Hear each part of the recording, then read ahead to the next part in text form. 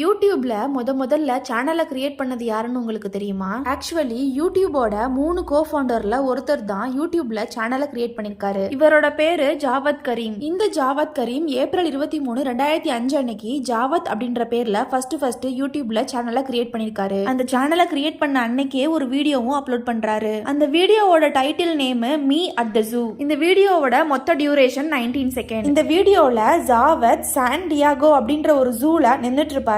அவருக்கு பின்னாடி 2 யானை நின்னுட்டு இருக்கும். ஜாவத் அந்த யானைகளை பார்த்து அதுங்களுக்கு எவ்வளவு பெரிய தும்பிக்கைகள் இருக்கு அப்படின்னு சொல்லிட்டு சும்மா பண்ணியா பேசிட்டு இருப்பாரு. இந்த வீடியோவை ரெக்கார்ட் பண்ணது யாருன்னா ஜாவத்தோட ஃப்ரெண்டு தான்.